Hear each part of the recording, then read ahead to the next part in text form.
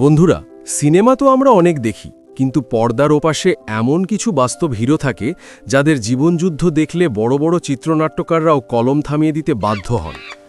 আজ আপনাদের নিয়ে যাব জাপানের সেই পাহাড়ি এলাকায় অবস্থিত চিড়িয়াখানায়, যেখানে জন্ম নিয়েছিল এক রাজপুত্র। নাম তার পঞ্চু। কিন্তু তার জীবনের শুরুটা কোনো রূপকথার মতো ছিল না, ছিল এক বুক ফাটা হাহাকার আর নির্মম অবহেলার গল্প। আজ হাজির হয়েছি পঞ্চুর সেই অমর কাহিনী নিয়ে, যা আজ সারা বিশ্বের মানুষকে শিখিয়েছে বেঁচে থাকার নামই লড়াই। জন্মের পর প্রতিটি প্রাণীর প্রথম আশ্রয় হয় তার মায়ের কোল। পঞ্চুও তার ছোট ছোট চোখ মেলে মাকেই খুঁজেছিল। সে চেয়েছিল মায়ের নরম পশমে মুখ লুকিয়ে একটু ওম নিতে, কিন্তু নিয়তি ছিল বড়ই নিষ্ঠুর। পঞ্চুর মা তাকে বুকে টেনে নেওয়ার বদলে এমনভাবে দূরে সরিয়ে দিল যেন সে কোনো আপদ। পঞ্চু বুঝতে পারছিল না তার অপরাধ কি। সে বারবার টলমল পায়ে আর্তনাদ করতে করতে মায়ের কাছে ফিরে যেতে চেয়েছিল, কিন্তু মা তাকে দু হাতে ঠেলে দিচ্ছিল। এক ফোঁটা দুধের জন্য পঞ্চুর সেই করুণ কান্নায় সেদিন জাপানের ওই চিড়িয়াখানার আকাশ বাতাস ভারী হয়ে উঠেছিল। চিড়িয়াখানার কর্তৃপক্ষ ভাবলেন পঞ্চু হয়তো অন্য কোনো মায়ের কোলে ঠাঁই পাবে, কিন্তু সমাজের সেই এক ঘরে করে রাখার নিয়ম যেন পশুদের মাঝেও বিদ্যমান। একে একে সব বানর মা পঞ্চুকে তাড়িয়ে দিল।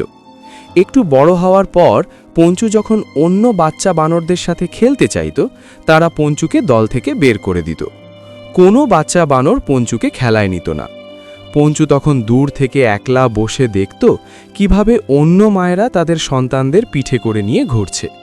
সেই দৃশ্য দেখে পঞ্চু যখন একা ডুকরে কাঁদত, তখন মনে হতো ওর হৃদয়ে এক বিশাল হিমালয় সমান কষ্ট জমেছে। ঠিক যখন পঞ্চুর চারপাশটা একদম অন্ধকার হয়ে গিয়েছিল, তখন দেবদূত হয়ে এগিয়ে এলেন চিড়িয়াখানার এক মহান হৃদয়ের কর্মী। তিনি দেখলেন পঞ্চুর এই শূন্য হাত দুটো শুধু কাউকে জাপটে ধরতে চায়। তিনি পঞ্চুর হাতে তুলে দিলেন একটি ছোট্ট কমলা রঙের ওরাং ওটান খেলনা বানর। বন্ধুরা, আপনারা বিশ্বাস করবেন না, এই জড় পুতুলটিই হয়ে উঠল পঞ্চুর সারা পৃথিবীর একমাত্র ভরসা। যখনই কোনো মা বানর পঞ্চুকে দূর দূর করে তাড়িয়ে দিত, পঞ্চু ভয়ে কুঁকড়ে গিয়ে দৌড়ে পালিয়ে আসত তার সেই লালচে কমলা খেলনা বন্ধুটির কাছে। সে যেন সেই পুতুলটির।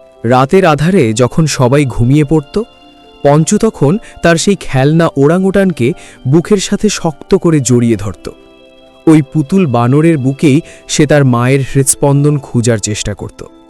খেলনাটি নিয়ে সে দৌড়াত, খেলত, আর নিজের মনে মনে তাকেই মা বলে ডাকত।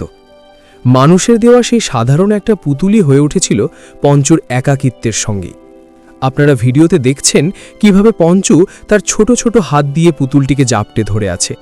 এই দৃশ্যটি দেখলে কোনো পাথরের হৃদয়ের মানুষও চোখের জল ধরে রাখতে পারবে না।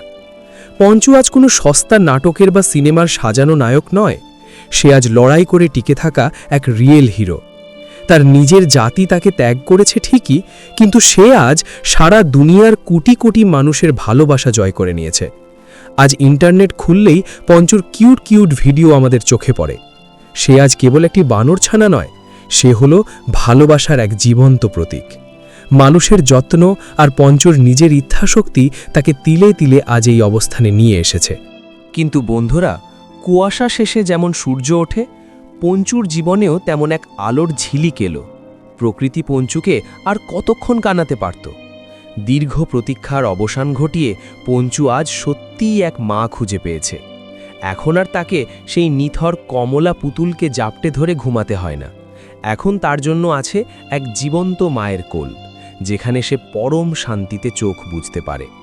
পঞ্চুর জীবনের এই কষ্ট মাখা অধ্যায় আজ এক সার্থক পরিণতির দিকে এগিয়েছে। পঞ্চুর এই মায়াবী কাহিনী আমাদের একটি বার্তা দেয়: জীবন আপনাকে একা করে দিতে পারে, কিন্তু ভালোবাসা কোনো না কোনো রূপ ধরে ঠিকই আপনার কাছে আসবে। পঞ্চু আজ সারা দুনিয়ার কাছে প্রেরণা।